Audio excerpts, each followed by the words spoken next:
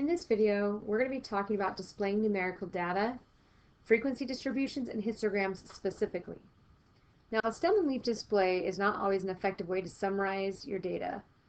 It's difficult to handle and manage when the data set contains a large number of observations.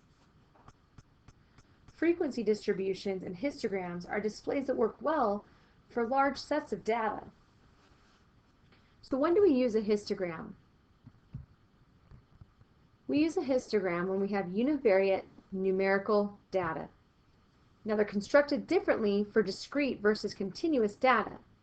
So remember, discrete is like counting, whereas continuous, it would be like measurements. So let's talk about how do we construct it for discrete data. Well, we're going to draw a horizontal scale and mark it with the possible values for the variable. Then we're going to draw a vertical scale and mark it with frequency or relative frequency. So you're going to need to make a table. Now above each possible value, you're going to draw a rectangle centered at that value with a height that corresponds to its frequency or its relative frequency. That looks something like this. Now, in order to describe it, you're going to comment on the center, the spread, and the shape of the distribution, and if there are any unusual features. Let's take a look at this example.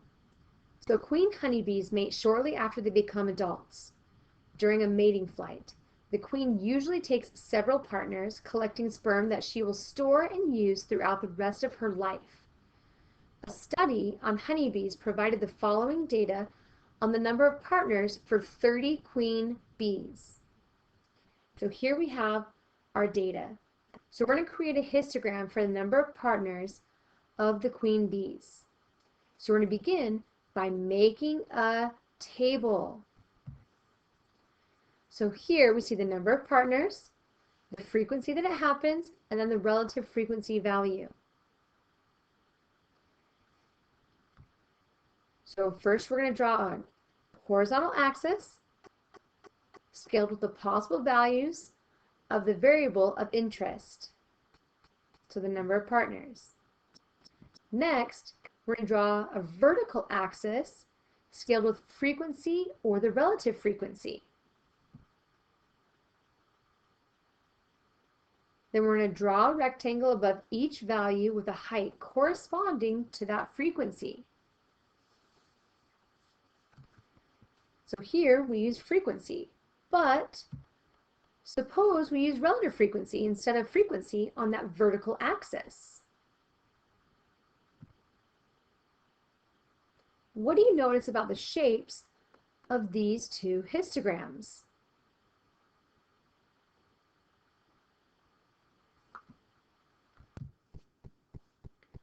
The shapes are the same. Basically, all essential characteristics of the graph are unchanged. So not just the shape, but the location and the spread as well.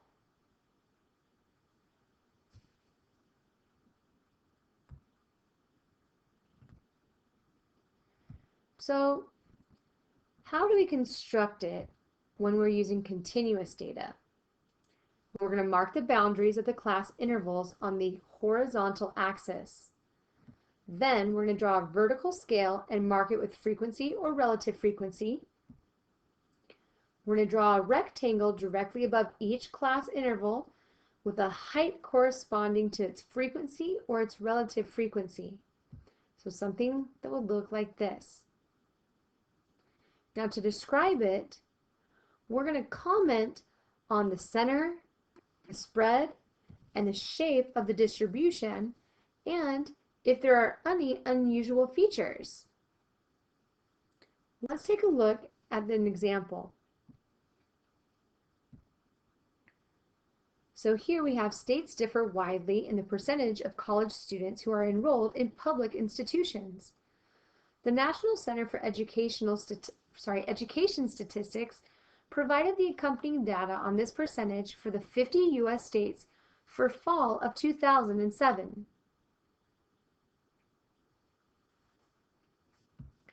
We're going to construct a histogram of the data using the intervals from 40 to less than 50, then from 50 to less to 60, then from 60 to less than 70, from 70 to less than 80, from 80 to less than 90, and from 90 to 100. So we're going to construct a frequency table so we know how to mark that, how we get that histogram exactly.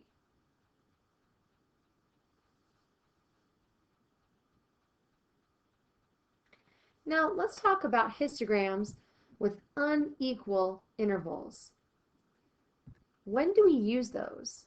You use them when you have a concentration of data in the middle and some extreme values. How do you construct it?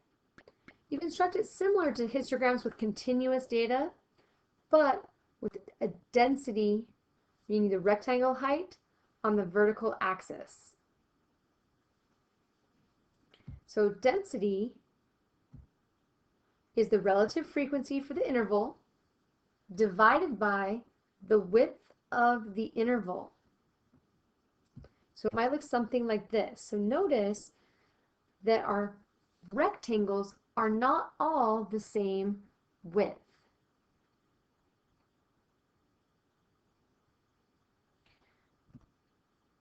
So here we have a frequency distribution for errors in reported GPA. So take a look at those numbers.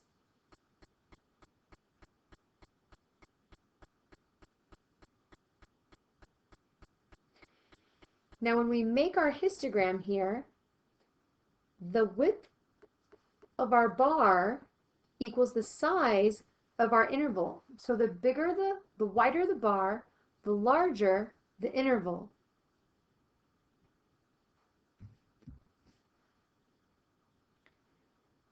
This that just popped up would be an incorrect graph. That would be an incorrect graph.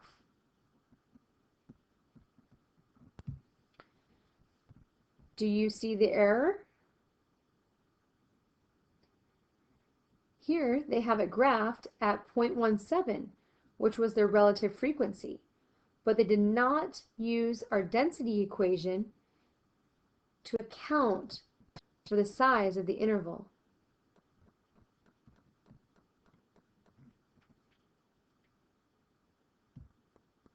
Let's talk about cumulative relative frequency plots.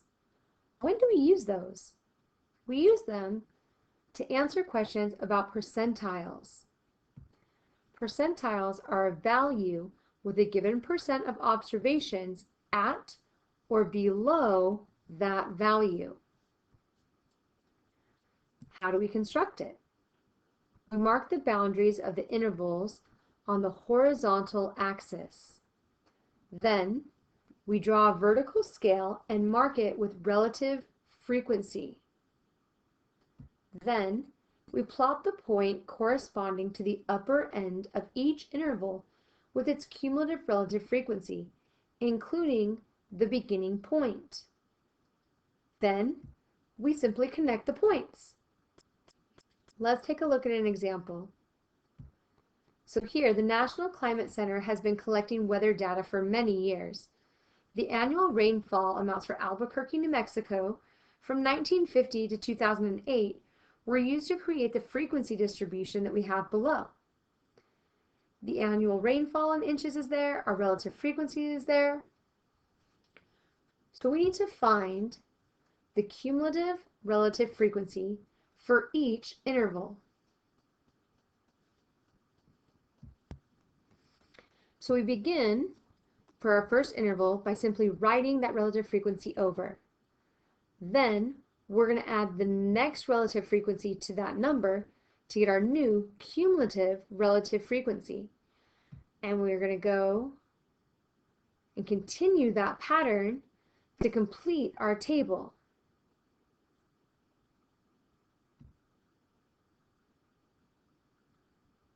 Now, to create a cumulative relative frequency plot, you're going to graph a point for the upper value of the interval and the cumulative relative frequency. So here, we would plot a point for each interval, and our plot would start at 4, 0. Then we're going to connect our points. So here's what we get when we graph our data. Notice how all the points are connected. What proportion of years had rainfall amounts that were 9.5 inches or less? So we can check that by going to about 9.5, and we're going to get approximately 0.55.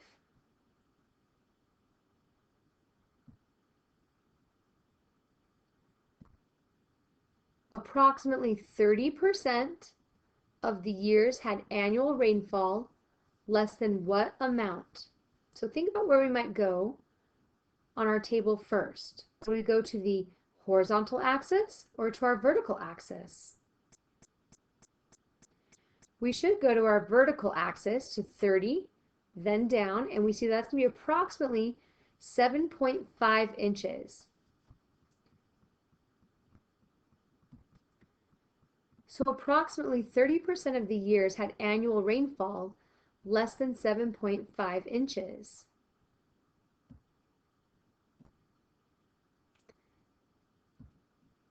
Well, which interval of rainfall amounts had a larger proportion of years, 9 to 10 inches or 10 to 11 inches?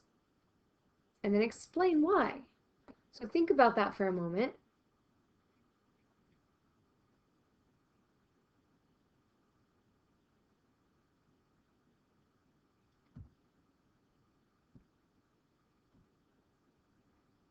The interval 10 to 11 inches because its slope is steeper, indicating a larger proportion occurred.